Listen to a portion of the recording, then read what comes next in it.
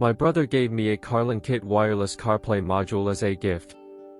In this video, I will test it with the Android head unit in my old car and the OEM head unit in my new car to demonstrate how it works. The coolest thing I can tell straight away is the carbon fiber deco on the case. The packaging is nice and solid. It is all about packaging these days.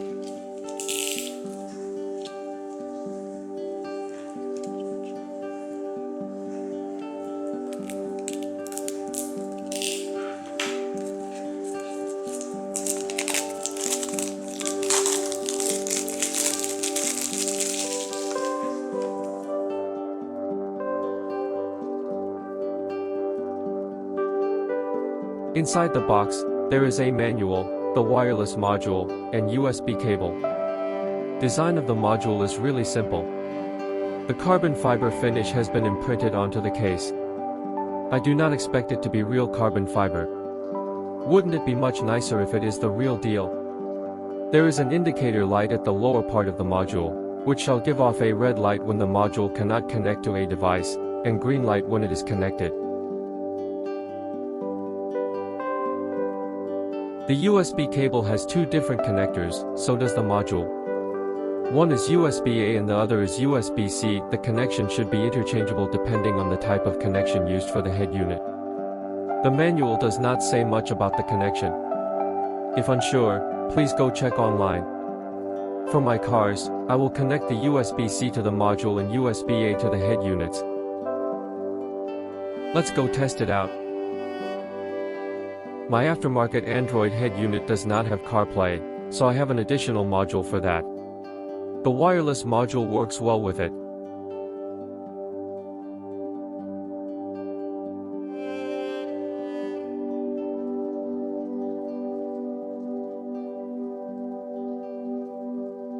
It takes a few seconds for the interface to boot up. It will show the interface at which you can choose the device to be connected, or it will automatically do it according to the connection history. The response time mainly depends on the spec of the head unit, so CarPlay would run the same way as it is through wired connection. Due to copyright concerns, I will not play the music in this video. As far as I can tell, there is no difference in sound quality.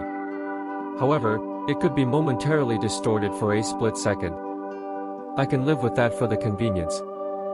The distortion is very infrequent anyway.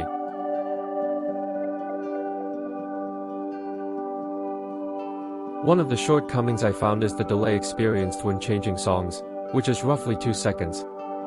The screen changes right away but the song starts later. I don't really mind anyway, it is just something to get used to. Though, I wonder if it happens to OEM CarPlay. Once connected, I can get in and out of CarPlay as usual. Overall, I am quite happy with how the module works when connected to the aftermarket Android head unit. For the new car's OEM head unit, operation is the same, so I will not show much here. It still shows delay when changing songs. It is worth mentioning that the module may not be able to connect occasionally. In this case, you just need to unplug it from the head unit and plug it in again. An old-fashioned hard restart, which my brother said is expected.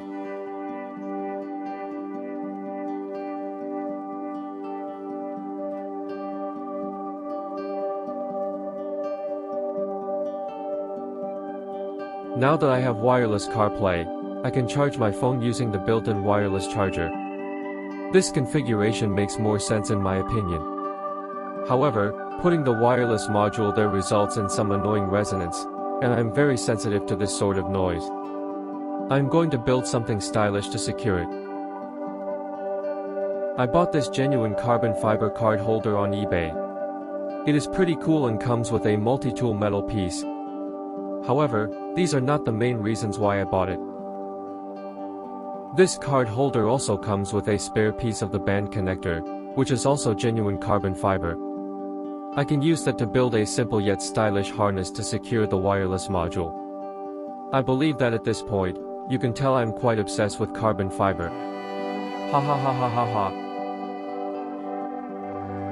The band connector is also the right size for the wireless module.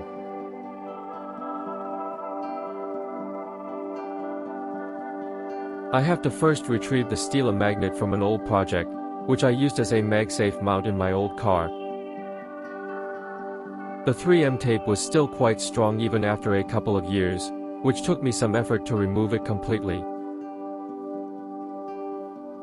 Now, we have to put new tape on the magnet. Very easy to do if you have a sharp cutter for the job.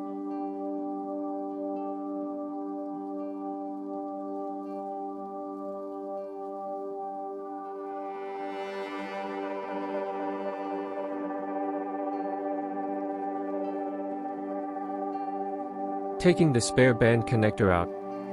It will serve as the backing of the harness. Just need to figure out which orientation would be better for the design.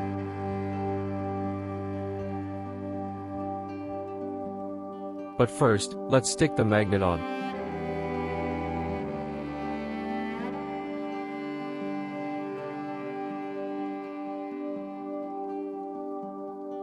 Nice and centered.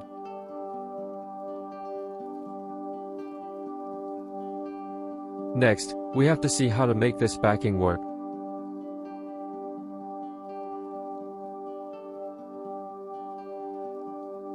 I bought these big size O-rings from Bunnings. I was not quite sure about the length required when I bought it. However, they are made from silicone rubber, which can be stretched a little and remain durable. It should help secure the backing to the wireless module tightly. I will try a few different configurations to see which would be the most secure one. All I need to do is to put the O-ring around the legs of the backing, and hope for the best. I could not picture how it should look in my mind at first, so it was a bit awkward looking.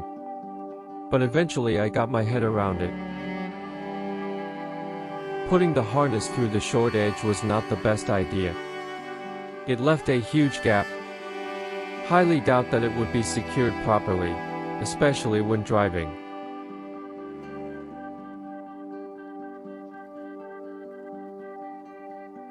There is no way to tighten the harness further in this orientation. I tried anyway. Ha ha ha ha ha. Putting the harness on by the long edge would definitely allow a tight fit. However, I would have to stretch the O-ring out a little. While I knew that it could be stretched, I was still a bit worried that it snapped, or put too much pressure on the wireless module. It turned out okay. Maybe I should have more faith. Ha ha ha ha ha ha.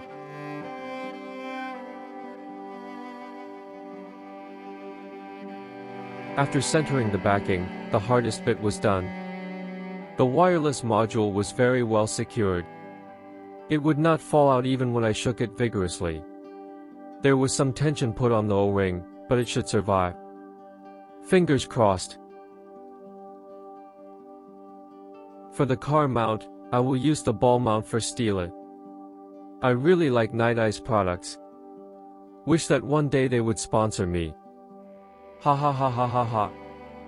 I originally bought the older version, but the seller sent me this new design. I waited weeks for it to come, so couldn't be bothered to send it back and wait again. The mount is a little larger, but would still work. I will test the whole unit in my car later. Just want to show you one more time how the harness looks on the wireless module. Overall, I am very satisfied with the design. It looks well integrated. The struts of the harness are not in the way of the USB ports, and stay clear from the indicator light. The backing also satisfies my obsession with carbon fiber. Ha ha ha ha ha. The wireless module is very light, so it did not move at all when it was mounted onto the bearing, even if I shook it vigorously. This should not rattle at all when mounted onto the dash compartment. That concludes the DIY project. Let's take it to the car and test it out. If the mount is stuck onto the bottom part of the dash compartment wall, it shall give enough clearance to have the wireless module facing upward. This would be a more preferable orientation as I can still check the indicator light if needed.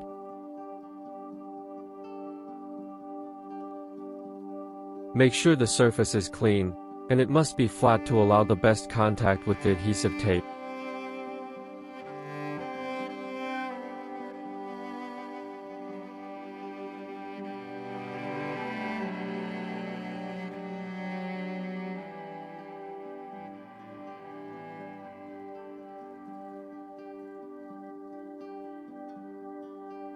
Let's start the car and check the result.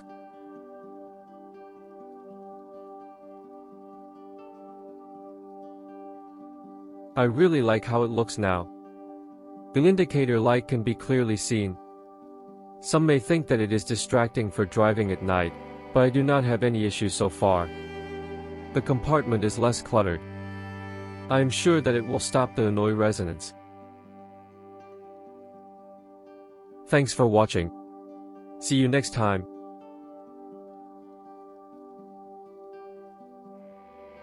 Be sure to like, comment, and subscribe if you like my videos. That's the way to go.